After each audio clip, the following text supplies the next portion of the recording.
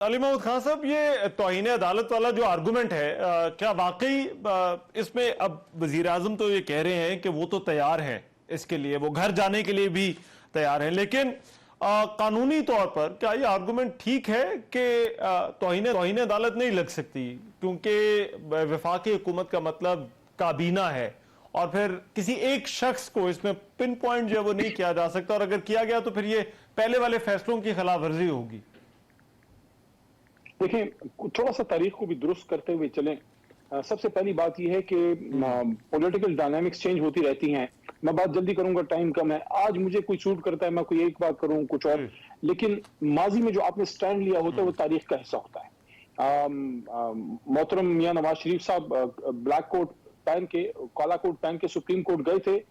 इनको हमेशा ये बात की जाती है। मैं नहीं समझता कि इस पे तारिक फजल साहब चौधरी साहब की जमात को डिफेंसिव होना चाहिए। उस वक्त वो स्टैंड ठीक था, क्योंकि सुप्रीम कोर्ट ने जो उनको कहा था कि खत लिखें कि स्विस बैंक अकाउंट्स में जो पाकिस्तानियों के पैसे हैं, जो करप्शन के पैसे थे, उसको वापस लाया जाए ताकि पाकिस्तानियों उनके पैसे वापस लाए जा सकें।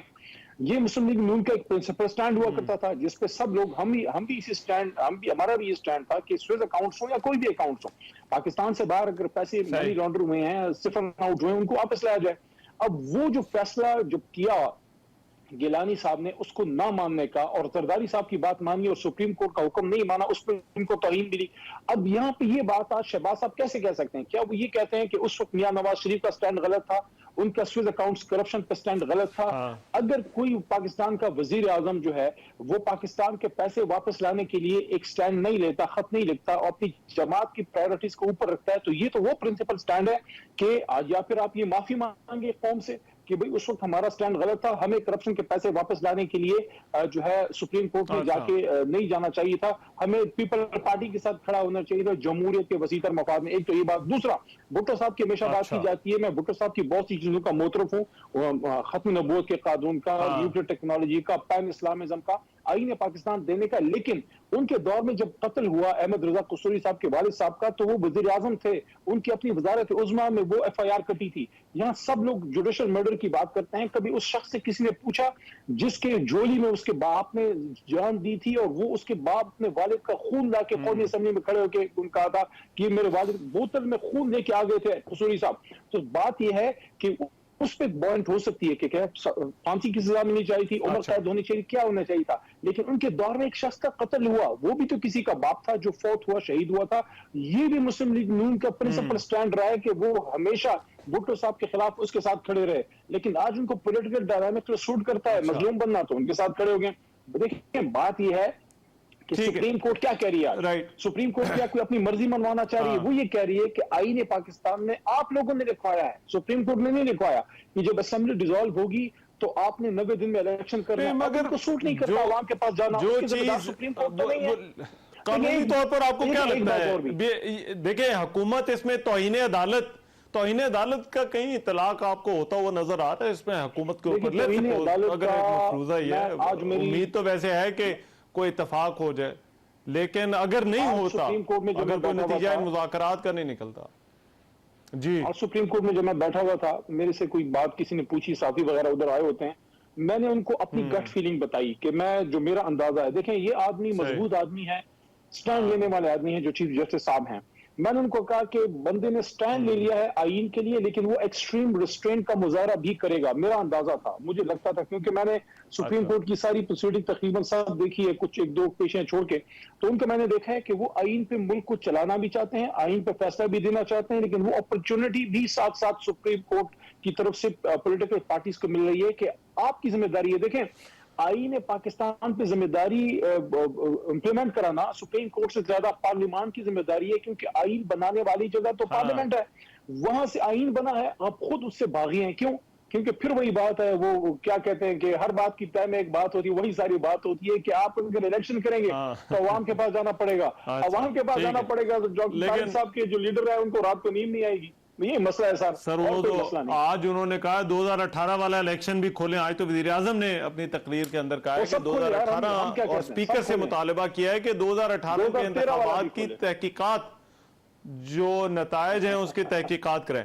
लेकिन डॉक्टर साहब इसमें इस चीज़ की ज़रा वजाहत कीजिएगा कि ये जो बात अली मोहम्मद खान साहब जो है वो कर रहे हैं, अब इसमें तहकीकात से भी क्या मिलेगा? जो स्पीकर को तहकीकात का मुतालबा जो है वो किया जा रहा है, और फिर अब बिलफर्ज अगर इन मुज़ाकरात का कोई नतीजा नहीं निकलता तो क्या 14 मई को आपको इंतखाबात होने का कोई इम्कान नजर आ रहा है?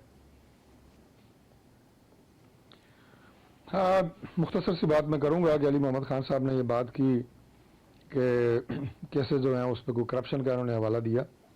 पहली बात तो यह है कि पाकिस्तान तहरीक इंसाफ का अब दोबारा इक़्तिदार में आने का दूर दूर तक कोई इम्कान नहीं है, लेकिन बादल न खास्ता अगर इसका कोई इम्कान होता या ये कभी आते, मजीद 5 साल भी ये लगे रहेंगे तो वो तो कहते हैं इतने पॉपुलर हैं, वो जब इलेक्शन कराएंगे वो आ जाएंगे। वो चले, वो छोड़े कितने पॉपुलर हैं वो तो बात की बात है, लेकिन मैं ये कह रहा था कि शरीफ खानदान के खिलाफ करप्शन का ना ही कोई सबूत अगले 5 साल भी ला सकते हैं, ना ला सके हैं पिछले 5 साल में। ये सारी कहानियां और ये सारे इल्जामात ये आपके टॉक शोज की जीनत बनते रहे हैं, कम से कम मैंने तो यही देखा है।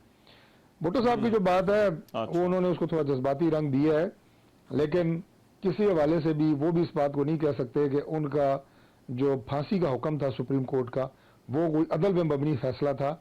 मैं कहता हूं कि वो एक जुडिशल मर्डर था और मैं इस बात पर बिल्कुल कायम हूं।